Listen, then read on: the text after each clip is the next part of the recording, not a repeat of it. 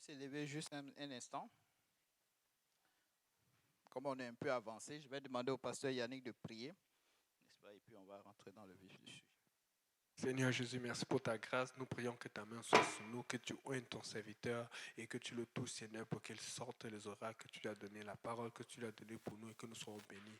Et pas seulement bénis, mais que nous obéissions à toute instruction de ta part au nom de Jésus. Amen. Amen. Qui est content d'être dans la maison du Seigneur?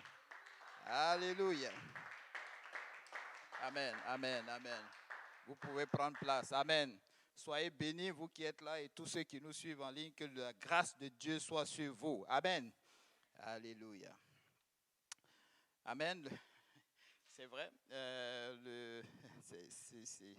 Vous savez, souvent, quand tu aimes le Seigneur, tu vas vraiment mettre tes priorités à un certain niveau et à une certaine place. Pourquoi? Parce que vous savez, quand le Seigneur t'a touché, vraiment, tu révises tes priorités. Amen. Ce qui fait que mon épouse et moi, on investit du mieux qu'on peut, n'est-ce pas, dans l'œuvre du Seigneur. Parce que quand tu regardes en arrière de toi, tout ce que tu as fait, n'est-ce pas, pour l'ennemi, tout ce que tu as fait, les investissements que tu as fait qui devaient t'emmener en enfer, amen. Et aujourd'hui, le Seigneur t'a redirigé vers lui. Je me dis qu'il y a certaines choses qui sont comme vraiment pas grand-chose. Amen. Si ça peut bénir le peuple de Dieu, moi, je m'y investis. Amen. Le premier. Amen. Je veux être le premier à m'y investir. Amen. Même si je n'ai pas de beaux habits, même si je n'ai pas de voiture, je n'ai pas de maison comme il le faut, le jour où le Seigneur voudra, il va me donner ce montant pour pouvoir avoir cette maison. Mais pour l'instant, si on a besoin d'un micro, je pense que c'est... Amen. Alléluia. Alléluia. Le Seigneur est bon. Aujourd'hui, j'ai pas, c'est beaucoup de choses, mais très peu. Je pourrais dire 2 caractères, n'est-ce pas, que j'aimerais qu'on partage un peu ensemble. Amen.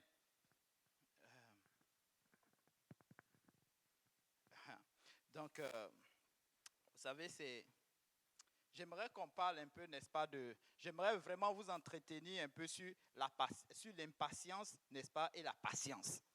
Amen. Ces 2 mots, n'est-ce pas, 2 noms féminins, comme on peut le dire. Amen. Voilà, merci. Merci. Voilà. Amen. Mais qui viennent d'après, on va commencer d'abord par l'impatience. Qui est impatient ici dans cette salle?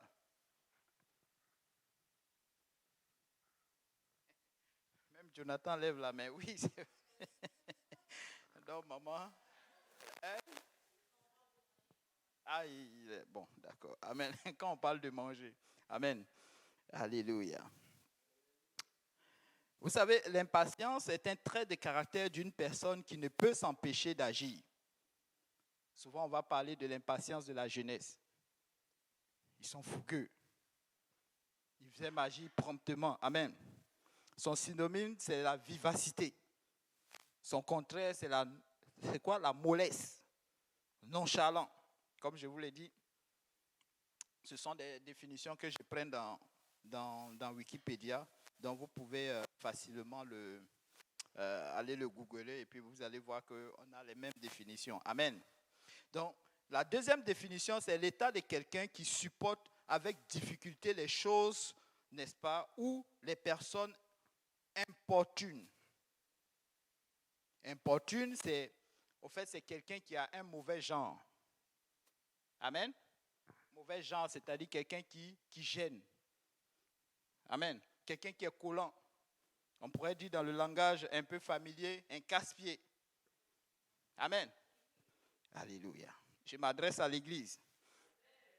Un envahisseur, un gêneur. Tu me gênes. Allez, pousse-toi. Alléluia. Vous savez, dans ce monde dans lequel nous sommes, il y a une expression qui dit « Les limites sont faites pour être transgressées ». Ce qui pousse les gens à faire l'éloge, n'est-ce pas, du dépassement. Nous sommes sans cesse poussés à nous surpasser. Tout nous pousse à l'impatience. Que ce soit dans notre travail, que ce soit dans le domaine du sport, que ce soit dans notre vie privée, etc. Ce qui a fait que certains ont commencé à avoir comment on appelle ça, un esprit assez fertile, c'est-à-dire histoire de pouvoir entretenir les gens avec certaines choses, certaines de leurs créations. Vous savez, ces choses ont amené les gens à... C'est ce qui a poussé même les gens à faire les réseaux sociaux. Est-ce que vous savez ça? Tel que TikTok. Vous savez, TikTok, c'est quoi? Aujourd'hui matin, j'ai écouté une émission qui parlait de TikTok, mais il ne parlait pas en bien. Ça peut être en bien, mais ça peut être pas, c'est pas quelque chose de à 100%, parce que les gens qui l'ont conçu, c'était pas pour vous faire du bien. C'est pas pour nous faire du bien. Je me mets dedans. Donc tous ceux qui sont abonnés à TikTok, je vous préviens en même temps. C'est pas pour nous faire du bien. C'est pour leurs propres intérêts. Parce que ceux qui l'ont fait, ils l'ont conçu pour une population bien donnée. Mais chez eux, c'est éducatif. Mais ce qu'ils livrent au monde, que chacun se débrouille. Et dedans, tu vas voir n'importe quoi. Vous allez voir de ces vidéos que vous n'allez pas voir chez ces personnes-là. Vous savez qu'il est arrivé un moment où j'étais en train de faire certaines recherches, je suis tombé sur certaines personnes, en tout cas les créateurs, n'est-ce pas, de l'Internet. Pas l'Internet, mais je veux dire... Mais non, je veux parler de ces... prenons les tablettes, les choses comme ça, là, de tout ce qui est Microsoft et autres, là, Bill Gates et autres. Là. Est-ce que vous savez que leurs enfants passent moins de temps devant ces choses? Leurs intérêts sont ailleurs. Quand il s'agit d'eux-mêmes, ces choses pas touchent. Mais ils l'ont préparé, bien pensé, pour qui?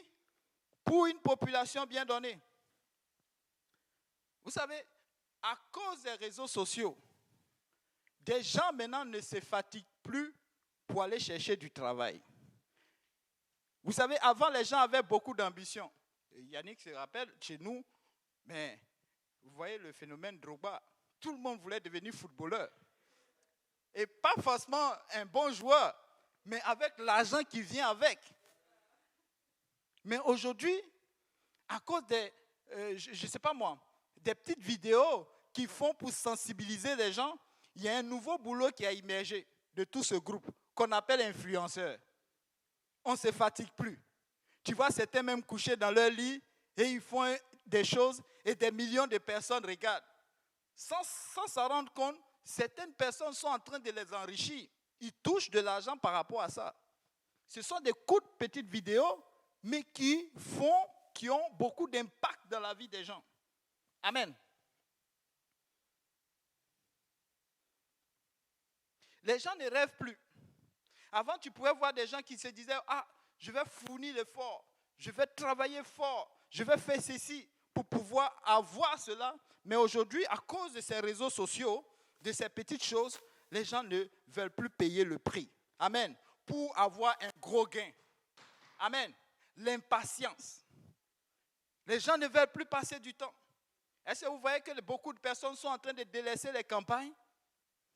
Avant, tu pouvais trouver le premier producteur de café, de cacao. Maintenant, c'est rare. Pourquoi? Parce que ces choses-là prennent du temps. Ça prend du temps. Par exemple, le café peut te taper au moins 3 ou 4 ans. Ainsi que son camarade cacao. Ainsi que l'EVA. L'EVA, lui, il prend son temps. 7 ans. Et je ne sais pas si c'est 7 ans ou combien là. Il prend un certain temps avant de pouvoir, n'est-ce pas, donner quelque chose. Et là, si le feu n'a pas pris, bon. Vous savez, dans le livre de Colossiens, chapitre 3, verset 17, Papa Ludo, si tu peux me le lire. Colossiens 3, verset 17. Et quoi que vous fassiez, en parole ou en œuvre, faites tout au nom du Seigneur Jésus, en rendant par lui des actions de grâce à Dieu le Père. Amen. Vous savez, ces réseaux sociaux, ces petites choses, nous pouvons les orienter, n'est-ce pas, pour gagner les âmes. Mais toute notre vie ne va pas être située autour de ces réseaux sociaux. Il y a des gens carrément qui ne vivent que de ça. Influenceur, son travail c'est influenceur. Et dedans tu vois toutes sortes de choses. Des gens vont jusqu'à l'extrême. Oui, des gens se mettent nus dedans. Des gens font des vidéos blagues. Toute leur vie, c'est ça. Ils ne vont plus à l'école. En fait, le monde prépare un certain type de population à croire que le monde réel dans lequel nous sommes n'existe pas. Mais il pousse cette population à un monde, n'est-ce pas, où il n'y a pas de limite. Amen. Nous devons aller dans un monde où il n'y a pas de limite, où nous pouvons faire tout ce que nous voulons. Et puis vous pouvez voir, les influenceurs, tout dernièrement en Côte d'Ivoire, c'était grave. Ils ont commencé à les ramasser un à un et les mettre en prison. Pourquoi? Parce que c'était devenu le lieu où chacun partait dire n'importe quoi sur quelqu'un. Il n'est pas content d'un président, allez, il se met là-bas et il raconte plein de choses. Il n'est pas content d'un ministre, allez, c'est là-bas. Et vous savez pourquoi? Parce que la population est très branchée. Pourquoi l'Église demande à ce que nous surveillons tout ce que nous entendons? Parce que chaque message a un impact dans la vie de quelqu'un. Amen? Oui, et même nos enfants. Aujourd'hui, TikTok est vraiment devenu un outil vraiment incontournable, n'est-ce pas, au niveau des jeux des enfants. Quand ils vont sur les réseaux sociaux et ils vont sur les tablettes et puis l'Internet, il y a des gens même qui ont des comptes.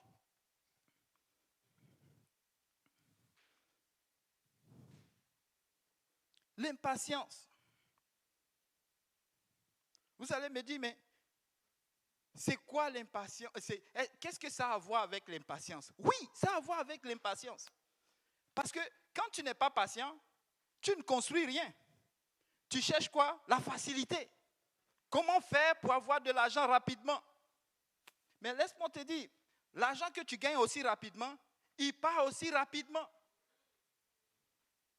Tout ce que tu gagnes aussi rapidement, vous ne voyez pas? Souvent, si vous regardez, vous faites un peu les statistiques dans le monde là, les histoires de coups de foudre, les mariages partis de coups de foudre. Combien qui ont résisté jusqu'à maintenant? Aussitôt c'est venu, aussitôt c'est parti. Après on lui demande, mais pourquoi tu pars?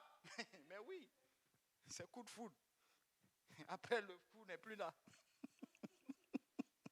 Il n'y a rien qui est construit.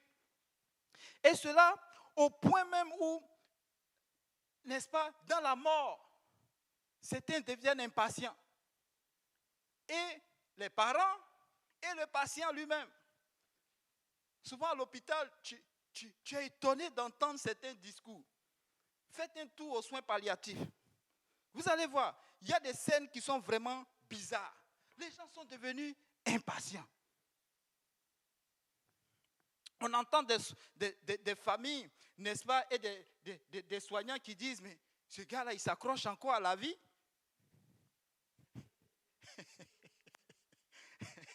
Ils veulent le voir déjà partir. Comme si, à force de... Au fait, c'est comme si on est là et puis on dit, bon, oh ben lui, c'est fini. Et puis bon, la mort atterrit rapidement, il le prend et puis il le fait partir. Ils sont impatients. Rien n'a de plus important dans nos vies. Mais c'est ça. Mais c'est ce qui se passe. Une étude révèle que, n'est-ce pas, l'impatience fait monter la tension artérielle et vous rend plus vulnérable aux maladies cardiovasculaires. En effet, le manque de patience augmente votre niveau d'anxiété et vous rend plus colérique. Ça, c'est selon le site, n'est-ce pas, Doctissimo.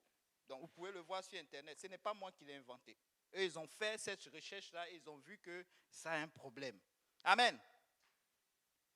L'impatience peut être un signe d'immaturité et peut occasionner des problèmes graves dans nos vies. Amen. Et dans la vie de nos bien-aimés. Vérifions, on a des exemples comme ça dans la Bible. Prenons Genèse chapitre 16. Prenons Abraham. Abraham et puis Sarah. Dieu fait, n'est-ce pas, une révélation. Dieu dit à Abraham que je vais te donner, n'est-ce pas, un enfant. Vous connaissez l'histoire, je ne vais pas être trop long parce que là, on est beaucoup avancé. Et ce monsieur, n'est-ce pas, il était à 75 ans, il n'avait pas encore d'enfant. Mais Dieu lui dit que tu auras un enfant. Amen. Il attendait. 25 ans, il n'y a pas d'enfant. C'est-à-dire, il a 75 ans, des années encore dessus, il n'a point d'enfant. Un jour, il a entendu de la part de Dieu, il s'est dit, bon, puisque Dieu n'a pas donné, n'a pas encore accompli ce qu'il voulait, ce qu'il m'a dit, peut-être que cette opportunité, vous voyez, quand tu es dans l'impatience, les opportunités, il y en a beaucoup. Ah oui, oui, oui. Je pense que c'est un verset biblique, mais je l'ai entendu quelque part. Ce que tu penses, très souvent, c'est ce qui va t'arriver. Amen. Et une occasion s'est présentée. Une femme qui n'était pas sa femme, ils se sont mis à deux et ils ont cru qu'ils étaient en train de faire la volonté de Dieu. La Bible nous dit, laissez-moi, c'est l'occasion de rappeler à quelqu'un. La Bible nous dit, quand il n'y a plus de révélation, heureux si mon peuple s'attache à la... Quand il n'y a plus de révélation, heureux si mon peuple s'attache à la... Il y a de ces situations, on n'a pas besoin de te révéler. Ah, je vais aller prendre ça discrètement. Si Dieu est vraiment vivant, il va me prévenir. Je vais avoir quelque chose, une touche pour me dire, hey, ne touche pas. Non, tu vas le prendre. Mais dis-toi une seule chose. La parole est déjà écrite. Ils ne vont plus la réécrire encore. Amen. Et cette situation a créé ce qu'on appelle, n'est-ce pas, Ismaël. Et nous connaissons le problème jusqu'au jour d'aujourd'hui. À cause de l'impatience d'un homme de Dieu. Amen. Est-ce que Dieu n'a pas continué à travailler avec Abraham? Si. Moïse, c'était un homme qui avait la foi en Dieu. Amen. Mais comme nous tous, il y a eu des moments où il était dans l'impatience. Vous vous rappelez de cette fois où les Israélites avaient soif. Ils ont commencé à se plaindre. Et Moïse, n'est-ce pas, et Moïse voulait qu'il leur fournisse. Il disait à Moïse, fournis-nous de l'eau. Maintenant, Moïse se sentait accablé, est allé voir le Seigneur. Mais le Seigneur lui a donné une parole. Mais se sentant accablé, qu'est-ce qu'il fait? Il fait ce que Dieu n'avait pas dit de faire. Et dans la colère, il va faire quoi? Il frappe. Et vous savez, qu'est-ce qui est arrivé par la suite? Il n'est pas rentré dans la terre promise. Il a désobéi à la parole de Dieu. Est-ce que vous savez que par notre impatience, nous pouvons pousser nos dirigeants à commettre ces genres d'actes? Parce que nous sommes impatients. Nous sommes impatients.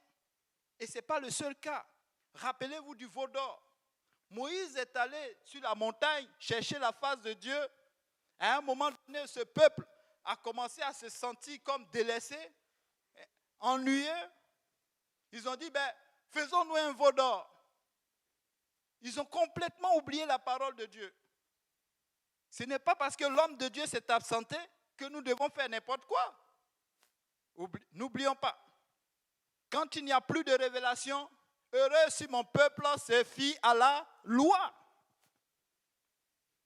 Peut-être un jour, le frère Yannick ne sera pas là. Ça ne veut pas dire que le Dieu n'est plus ici. Si le tude doit se tenir, mais on va être là. Dieu sera encore puissant. Amen. Pour remplir quelqu'un du Saint-Esprit. Amen. Les portes ne peuvent pas se fermer parce que Yannick n'est pas là. Amen. Même s'il n'y a pas beaucoup d'amen, mais c'est la vérité. Jacob, un autre personnage biblique. Vous voyez, toutes ces personnes que je cite là, ce sont des grands personnages. Alléluia. Qui a connu aussi l'impatience. dans Genèse chapitre 27. Amen. Il allait voler, n'est-ce pas, la bénédiction de son frère.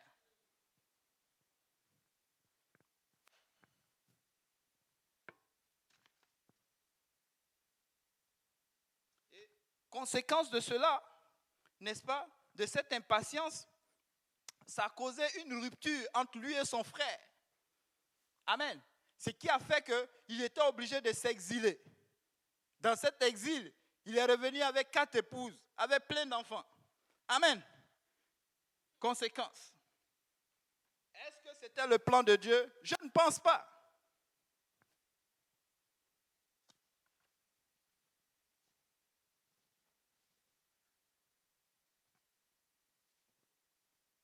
Dans 1 Samuel, n'est-ce pas, verset 13 à 8 et 2, chapitre 13, verset 8 à 14.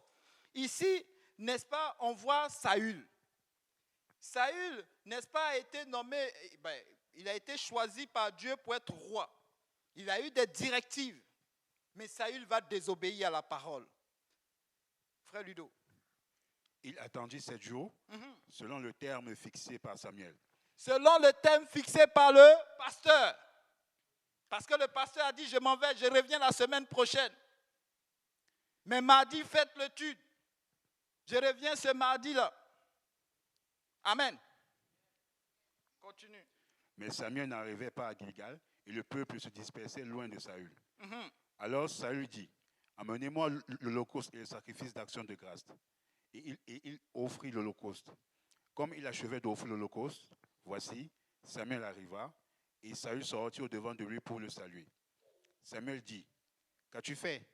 Saül répondit, lorsque j'ai vu que le peuple se dispersait loin de moi, que tu n'arrivais pas au thème fixé et que les Philistins étaient assemblés à Michmash, je me suis dit, les Philistins vont descendre contre moi à Gilgal et je n'ai pas imploré l'Éternel.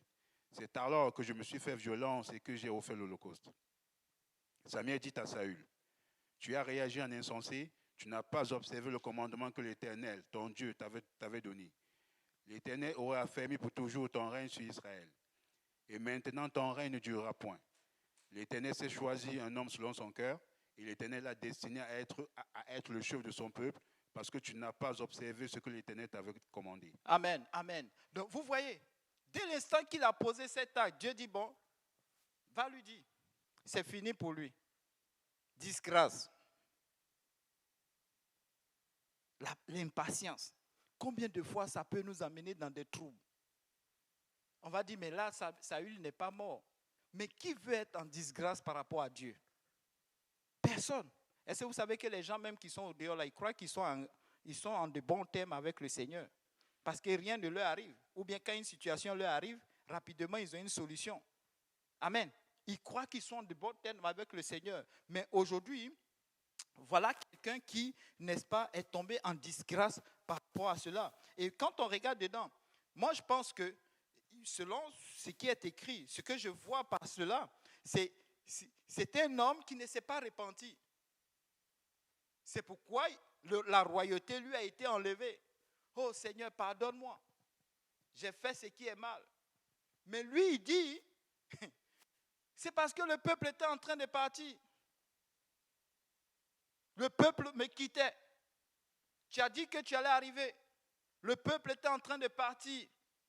Et comme on ne peut rien faire sans la cérémonie, donc moi aussi, je me suis mis. Mais est-ce que c'est à toi que l'Éternel a décidé, a dédié, a choisi pour faire, n'est-ce pas, cet acte que tu as posé? Je ne pense pas. Juste reconnaître son acte. Mais comme il ne l'a pas reconnu, la sentence était tombée. Et je ne pense pas qu'il allait vraiment revenir encore dans de bonnes grâces devant le Seigneur. Il ne va plus jamais se repentir. Les disciples de Jésus aussi étaient également de la partie. Amen. C'était des gens qui étaient beaucoup impatients. Oui. Rappelez-vous, cette situation avec le petit garçon, ils sont allés prier. Ils devaient chasser un démon dans un petit garçon. Ils n'ont pas pu. Ils sont revenus. Quelle était la réprimande du Seigneur? Mince. Alléluia. Là, c'est incrédule et pervers. Hein? Oui. Là, c'est incrédule et pervers. Incrédule. Vous n'avez pas de foi. Vous savez, la foi fait quoi? La foi, elle est patiente. Amen. Ils ont vu la difficulté, qu'est-ce qu'ils ont fait? Ils sont repartis. Oh, le démon n'est pas parti, c'est qu'on n'est pas capable de le chasser. Ils repartent. Ça, c'est l'impatience. Et si vous savez qu'il y a de ces personnes, on va prier pour eux jusqu'à peut-être 50 ans après, c'est là qu'ils vont être sauvés. Peut-être dans 10 ans, le Seigneur va remplir ce lieu. Mais la première personne que le Seigneur veut réveiller, c'est nous. C'est nous. Et le réveil, ce n'est pas parce que tu es en train de trop évangéliser. Le réveil, c'est lorsque ce que tu ne faisais pas pour le Seigneur, tu commences à le faire. Lorsque ton cœur commence à changer de direction. Amen. Rappelez-vous de Pierre. Voilà quelqu'un. À l'instant où ça le prend, il agit en même temps. À l'instant où ça le prend, il parle. Souvent, ce n'est pas parce qu'ils n'entreprennent pas, ils le font. Souvent, c'est bon. Mais très souvent, quand ce n'est pas réfléchi, quand ce n'est pas basé sur, n'est-ce pas, la parole de Dieu ou bien quelque chose qui est révélé, mais qu'est-ce que ça crée? Ça crée du tort.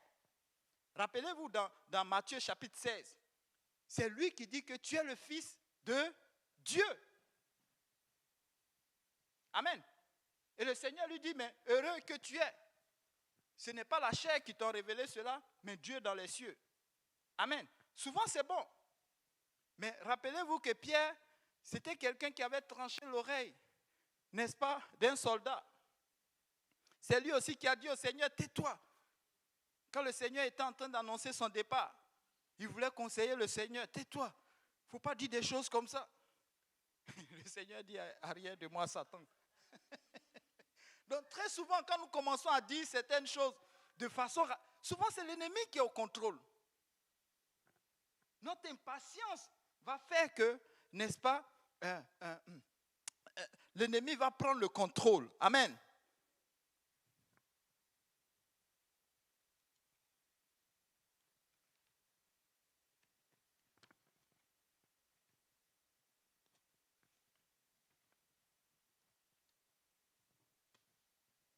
Mais Pierre, si vous remarquez, Pierre, c'est cette personne-là, c'est ce disciple-là à qui le Seigneur va confier son église. Mais quelque chose s'est passé. On peut se poser la question de savoir, mais qu'est-ce qui s'est passé avec Pierre? Avec cette façon de faire les choses. Il était rapidement à régner le Seigneur. Il dit, oui. Moi, je ne vais jamais te régner. Mais devant la difficulté, 3 fois il régnit le Seigneur. Rapidement. Je ne le connais pas. Ce n'est pas moi. Peut-être même si la personne avait une certaine pensée là, il avait dit, mais ce n'est pas toi qui disais que tu n'allais jamais régner. Non, ce n'est pas moi. Je ne suis pas dans cette affaire. Mais vous savez quoi? Quelque chose s'est passé. Le jour de la Pentecôte, alléluia. Quand le Seigneur ressuscite, ils étaient 500, mais 120, alléluia, vont aller dans la chambre haute sous le commandement du Seigneur. Et là, une situation va se passer. La Bible nous dit qu'ils vont recevoir le Saint-Esprit. Ils étaient en prière. Ils sont allés patienter. Parce que quand le Seigneur revient, chacun était retourné à son lieu de travail. Amen. Ils avaient complètement oublié la parole. Mais quand le Seigneur revient, il leur dit, mais on vous avait dit d'aller attendre, n'est-ce pas, à Jérusalem. Et vous allez recevoir la puissance d'en haut, l'Esprit consolateur. Et il retourne. Vous voyez, patienter. Donc la patience, il y a quelque chose à faire. L'impatience aussi, il y a quelque chose à faire. Mais dans l'impatience, il n'y a rien qui produit quelque chose de positif. Mais dans la patience, il y a quelque chose qui arrive. Ils sont allés patienter à Jérusalem. Dans cette patience, ils étaient en train de quoi? Prier. Voici ce que le Seigneur nous a donné comme commandement. En tant que chrétien, la patience, c'est dans la prière. Et pendant qu'ils étaient en train de prier, qu'est-ce qui arrive? Ils reçoivent, n'est-ce pas, la touche du ciel. le Saint-Esprit. Dès lors, Pierre n'est plus le même. Si tu es impatient ce soir, je vais te recommander la prière. Et la prière qui va produire quoi? Le Saint-Esprit. Tu as besoin du Saint-Esprit. Le Seigneur savait ce qu'ils avaient besoin. Parce que chacun parlait, chacun faisait des choses selon la chair. Mais ils avaient besoin du Saint-Esprit. Si tu es là ce soir, tu as besoin du Saint-Esprit. Vous savez, la patience, n'est-ce pas, vient du latin, n'est-ce pas, patientia. Ce matin, j'ai texté Yannick pour voir un peu, savoir un peu des choses par rapport à la patience. La patience, n'est-ce pas, veut dire souffrance, endurance, courage, fermeté, résignation. Un mot qu'on entend beaucoup en Afrique maintenant. Résignation, la résignation. Je ne sais pas s'ils comprennent ce mot, mais la résignation. Obéissance. Aptitude à ne pas s'énerver des difficultés, à supporter les bienveillances, oui, c'est ça, les erreurs, etc. Est-ce que nous nous supportons les uns les autres? Est-ce que nous supportons les erreurs des autres? Amen. Nous sommes baptisés, remplis du Saint-Esprit. Nous sommes en route vers le ciel. Et le réveil va passer par là. Si nous voulons voir beaucoup de personnes, mais je ne pense pas que c'est beaucoup de personnes qui identifient qu'il y a un réveil ici. Pour moi, beaucoup de personnes, c'est beaucoup de personnes qui acceptent de venir à l'église pour avoir le réveil que nous avons. Mais ces gens-là vont rester. Ces gens vont le voir à cause de l'amour qui règne au milieu de nous. Amen. Et c'est ça. Il dit à Pierre, paie mes brebis, paie mes agneaux, encourage le nouveau venu, supporte le nouveau venu, supporte le bébé spirituel. Et c'est ça. J'ai entendu il y a quelque temps des gens qui se relayaient pour voir, n'est-ce pas, si une personne, n'est-ce pas, allait bien. Je ne sais pas si c'est la sœur Maria ou des choses comme ça, où on demandait de prier pour elle. Mais c'est une bonne chose. Lorsque nous prenons des nouvelles les uns des autres, c'est un signe de maturité et c'est un signe du réveil. La Bible décrit la patience comme une vertu que tout chrétien devait s'efforcer de cultiver au quotidien. Souvent, j'ai été amené ici à enseigner, à parler de Dieu, et je parlais de ce travail quotidien qu'un chrétien doit faire. Un chrétien doit travailler. Quand on dit travailler, c'est-à-dire travailler sur son comportement, sur son attitude. Amen. Paul dit, laissant ce qui était en arrière et fonçant devant. Donc, qu'est-ce qu'il laisse en arrière? Il laisse son passé, il laisse ce qu'il a gagné. Hier, peut-être qu'il avait tel. Mais aujourd'hui, des choses nouvelles doivent apparaître dans sa vie. Amen. Il prêche vers devant. Amen. Il marche vers devant. Alléluia. Parce que la patience est un fruit de l'esprit, qu'on le trouve dans Galates 5, 22. Quand tout va bien, il est facile d'être patient. Mais oui. Oui. Parce que c'est ça l'amour. L'amour ne voit aucun défaut en quelqu'un. La vérité, c'est ça.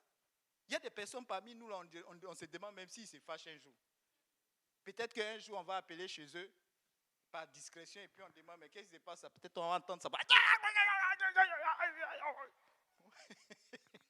Mais oui. Mais vous savez, cette attitude doit être la même chose à la maison, doit être la même chose dans les rues, doit être la même chose, n'est-ce pas, au travail, à l'école et même ici.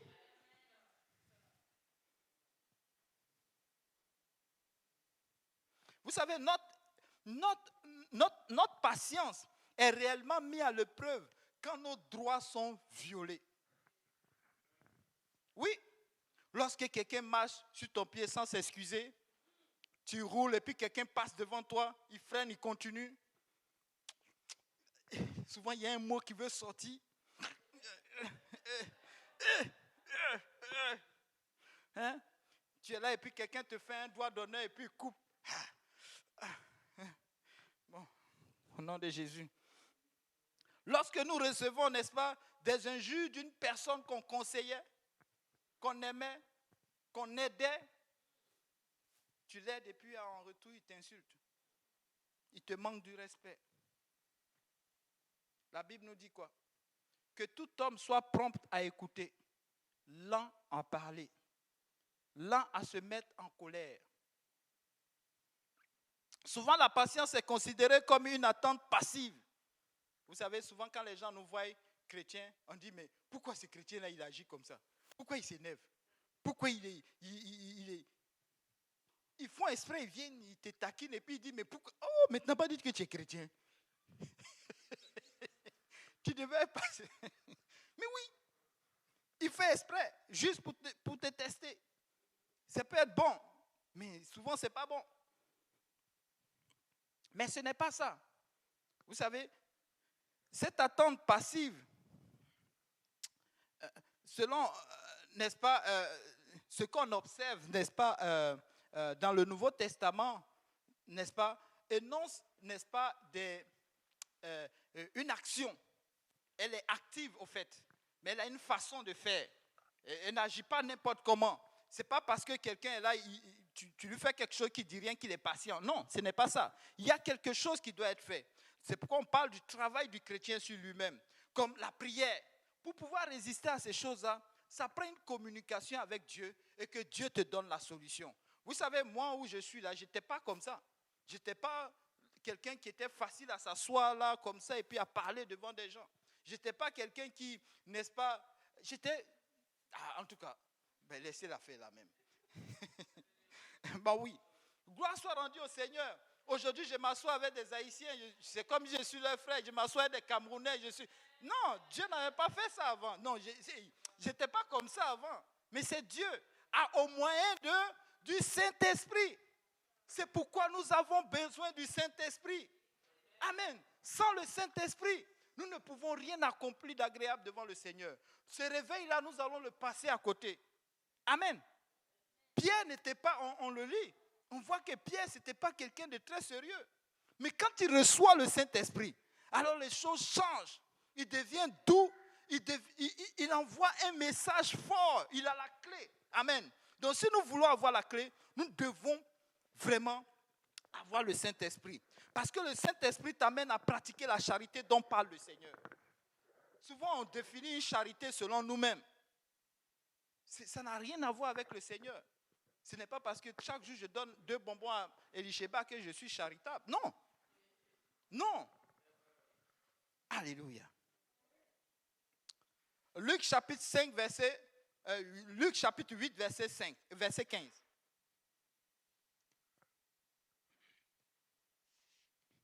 Ce qui est tombé dans la bonne terre, ce sont ceux qui, ayant entendu la parole avec un cœur honnête et bon, la retiennent et portent du fruit avec persévérance.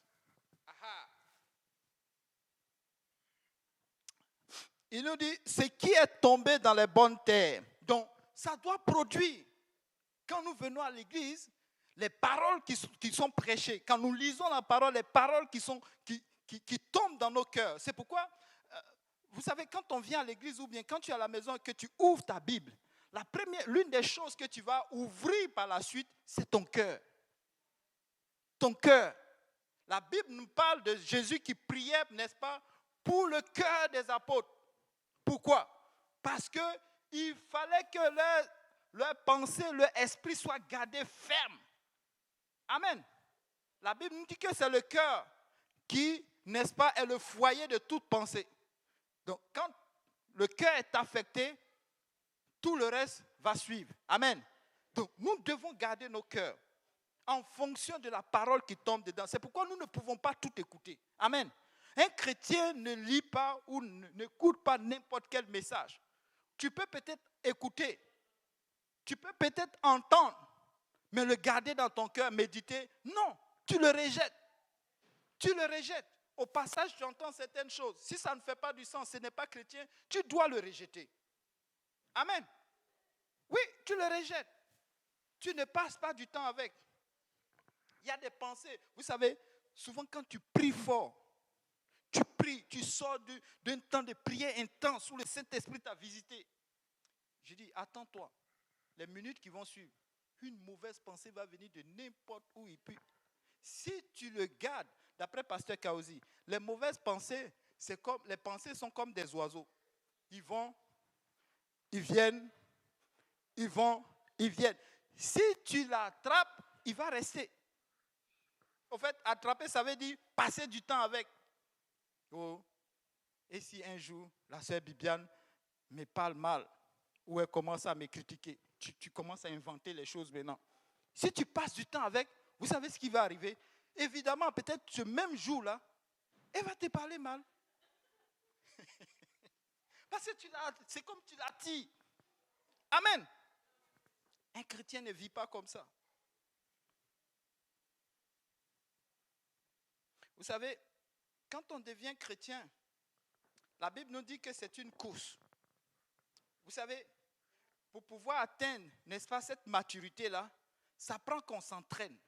Et ce que nous sommes en train de faire ici, nous sommes en train de nous entraîner. Nous sommes en train de nous préparer. Quand le Seigneur envoie une âme, vous savez, il y a beaucoup d'âmes qu'on a gagnées au Seigneur. Quand ils venaient, ils voyaient JPNL. Vous savez, c'était quoi le message? Ce qui les a touchés, il dit c'est l'amour. Il y avait quelque chose en vous qui n'arrivait pas à définir. Tu sais, quand tu n'arrives pas à définir, c'est l'amour. Parce que tout est comme, waouh. Il n'y avait pas de plainte. Il n'y avait pas de murmure. Mais dès l'instant où il a commencé à s'asseoir, à passer du temps, bon après il a dit, on dirait que je ne me suis pas... Parce que le caractère de chacun a commencé à immerger. Amen. Donc la persévérance, c'est comme quelqu'un qui endure, n'est-ce pas, les épreuves. Amen. Souvent, la personne passe une difficulté à la maison et il vient le réjaillir ici. Il est arrivé parfois où je suis arrivé dans des maisons où on est là. Je dis, mais comment se fait-il qu'une affaire de foyer ou bien de truc, vous allez, c'est au travail, vous allez en discuter. C'est là-bas vous allez faire votre palabre. Il y a quelque chose qui ne marche pas. Vous êtes chrétien. Vous êtes censé donner la bonne image. Parfois, dans des situations, tu dois laisser l'autre gagner. L'autre avoir le dessus. Faire semblant qu'il a gagné. Juste pour préserver quoi? La paix et l'image. La parole de Dieu nous dit, si ça ne dépend que de toi, produis la paix. Produis ce geste qui donne la paix. Car il y a une promesse. Amen. Il y a une promesse dans notre affliction. Alléluia.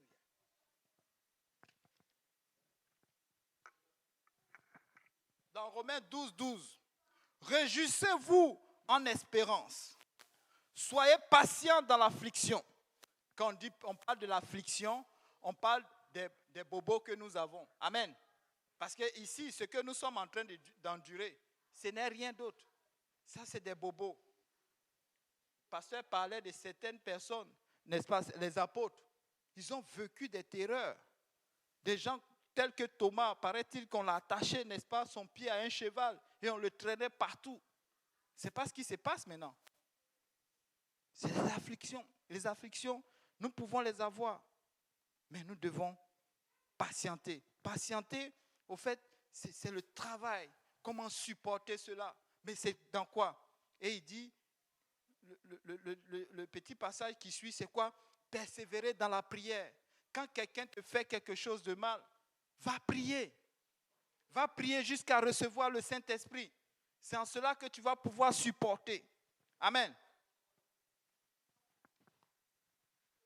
Donc, pour terminer, n'est-ce pas, peuple de Dieu, ce réveil-là, nous allons le voir. Nous allons le voir. Oui, ça va commencer par l'Église. Nous allons être transformés. Et cette transformation va produire un fruit que le Seigneur va commencer à s'aimer dans le cœur de tout un chacun ici à Hochelaga. Amen. Partout où nous allons passer, cet esprit va aller. Parce que c'est Dieu qui apporte les âmes. Amen. Ce n'est pas toi qui le trouves, mais Dieu apporte les âmes. Tu peux te lancer dans la rue là et c'est Dieu qui va l'apporter. Amen. Il va faire de telle sorte que tu croises quelqu'un qui a faim et soif, quelqu'un que tu ne voulais même. Tu dis, mais celui-là, je ne pense pas qu'il va recevoir quelque chose. Tu le dépasses. Et puis quelques minutes plus tard, tu reviens, il vient et c'est lui-même qui vient te taper. Ou bien il vient même te questionner. Cette âme que tu ne pensais pas à lui. Mais c'est lui, au contraire, qui vient à toi. Mais c'est Dieu qui l'a apporté. Parce que cette âme a besoin de quelque chose. Amen. Et c'est de là. Parce qu'il a vu quelque chose. Vous savez, plusieurs fois on allait au métro, on croisait des gens, il dit, mais il y a quelque chose en toi qui fait la différence. Avec tout ce que je vois. Vous avez déjà pris le métro à une certaine heure de la nuit? C'est effrayant. Tous ceux qui marchent là-bas, on dirait des zombies. Mais c'est incroyable. Ils sont là comme apeurés.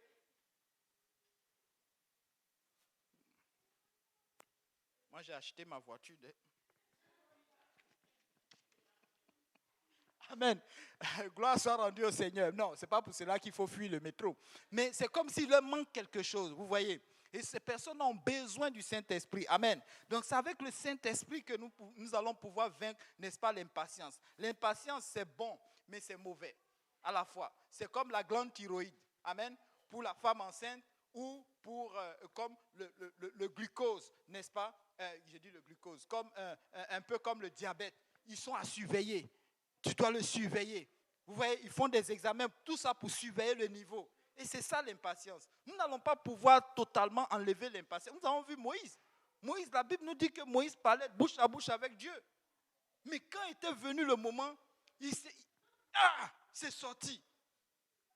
Mais on ne veut pas jusqu'à arriver à la porte. Et puis, Et puis, bon, on manque l'enlèvement. À cause de quoi? De l'impatience. On est impatient. Amen. Cultivons la patience, car c'est un bon fruit. Amen. En toutes choses, nous devons vraiment cultiver la patience. Amen. Un patient, c'est quelqu'un qui produit de bons fruits. Amen. Un patient, c'est quelqu'un qui sait attendre dans la prière. Amen. Oui. Que le Seigneur nous bénisse. Amen. Est-ce qu'on peut s'élever dans la présence du Seigneur? Alléluia. Est-ce qu'on peut élever la voix vers le Seigneur? Seigneur, nous te bénissons, nous te louons, nous te rendons grâce, Papa. Gloire soit rendue à ton saint nom, Seigneur Jésus. Oh, kataraba shataya taraba kotoroboshe. Seigneur, baptise-nous d'un esprit nouveau. Baptise-nous, éternel Dieu de gloire, Papa, d'un esprit de patience, Seigneur Jésus. Éternel Dieu de gloire, Papa, fortifie chacun de nous, Seigneur. Papa, ouvre nos voix, Seigneur Jésus, Papa. Oh, Rabashata, Papa, garde nos cœurs, Seigneur, nos pensées, éternel Dieu de gloire, Papa. Et conduis-nous, Papa, dans ton amour parfait, éternel Dieu de gloire, Papa. Cet amour, Papa, qui produit le fruit, Seigneur, d'une digne repentance, éternel Dieu de gloire, qui va attirer ces âmes, Papa, vers toi, Seigneur Jésus. Papa, aide-nous à nous supporter les uns les autres, éternel Dieu de gloire, Papa. Nous voulons, éternel Dieu de gloire, que ce fruit, éternel Dieu de gloire, Papa, grandisse en nous, Seigneur Jésus. Que nous puissions attendre ton heureux événement, Seigneur Jésus, Papa. Oh, rabashata parabasho kotoroboshe. Yoroboshe keterebe kiraba kotoroboshe keterebe bébé. Alléluia. Gloire soit rendue à ton saint nom, Seigneur. Merci, Seigneur Jésus. Oh, rabashata. Merci, Seigneur. Merci, Seigneur Jésus. Alléluia. Merci, Seigneur. Alléluia. Regarde ton voisin, dis-lui, sois patient ou sois patiente. Alléluia. Alléluia. Amen. Comment ça se dit en espagnol? Ten paciencia. Alléluia. Necesitamos hablar espagnol aquí. Amen. On est content d'avoir. C'est encore quoi le prénom? Ton prénom, oui. Jos. On est content d'avoir la sœur Yosmeli aujourd'hui. Amen. Avec. Comment s'appelle ton enfant? Esmeni. Waouh, il a dedans. Amen. Amen, on est content. Amen. Mais il y a quelque chose que le frère Simplice a dit au départ au sujet de TikTok. Il a parlé de quoi? De l'extrême. On a déjà parlé de ça ici une fois. Vous savez pourquoi les gens sont extrêmes? Parce que si tu n'es pas extrême sur TikTok, les gens ne vont pas t'intéresser. Si tu n'es pas extrême, tu ne vas pas être influent. Voilà pourquoi les gens vont tricher, ils vont aller soit à la pornographie, soit à la politique, soit même, tu sais, je ne suis pas sur TikTok, mais j'ai vu des vidéos, soit le breakdance, quelque chose qui va bouger, parce que les gens ont besoin de bouger, les gens ont besoin d'être stimulés. C'est la même chose pour les voyages. Vous avez remarqué qu'il y a eu la pandémie, mais les voyages continuaient. C'est parce que les gens ont besoin de bouger. Si les gens sont stressés, ils ne sont pas capables. Vous voyez pourquoi nous, on va voyager JPNL. Amen.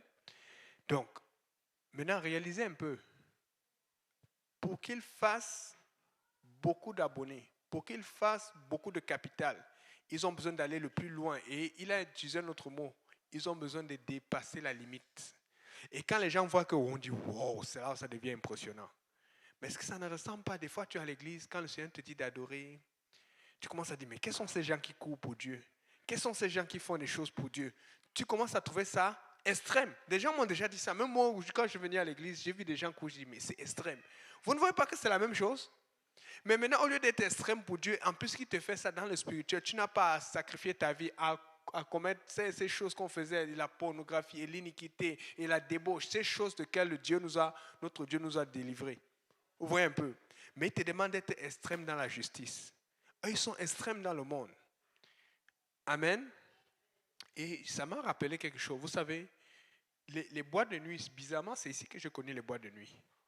Quand j'étais au Cameroun, moi, je ne connaissais pas les boîtes de nuit. Je pense que je suis allé peut-être 1 ou 2 fois seulement pour accompagner parce qu'on devait passer par quelqu'un et puis pour moi, ça faisait peur. Je ne connaissais pas. C'est ici que j'ai connu le show. Mais une chose que je savais, c'est que quand il y avait une fête de famille, les fêtes d'amis, j'allais, mais pas beaucoup. Mais les fêtes de famille, il fallait toujours que je sois là. Parce qu'il y avait la danse. Et moi, je me dansais. Et on faisait les concours de danse en famille. Et puis on donnait les gâteaux, on donnait les cadeaux. Il fallait que Yannick soit là. Vous voyez un peu. Mais quand je suis arrivé ici, là, et puis mes amis m'ont invité en boîte, j'étais un peu stressé. Et puis j'ai fait mes petits pas de danse que je connaissais au Cameroun. On dit, waouh, tu es fort. Je dis, hey, donc ça vous impressionne ici. J'ai pris goût. Mais ce courage n'a pas commencé le premier jour. Ça a commencé un jour à la fois, une boîte à la fois, 2 boîtes à la fois. Et c'est comme ça que je suis tombé dans la promiscuité avec mes amis, dans la débauche, dans les problèmes. Et c'était difficile de sortir, mais ça a pris du temps. Mais Dieu est en train de faire la même chose en arrière quand il te sauve. Donc il faut être patient avec les âmes. Parce que Dieu est en train d'enlever à la fois, 2 à la fois, 3 à la fois, 4 à la fois. Vous voyez, il y a beaucoup de choses qu'on voit des similarités dans le monde. Mais dans l'église, on est pressé, on est impatient. Comme la méthode que le pasteur dit toujours. Seigneur, donne-moi la patience. Maintenant! Seigneur, je suis impatient de cette patience. Elle est où depuis que je veux la patience? Vous voyez un peu. Regarde ton dit, soyons patients.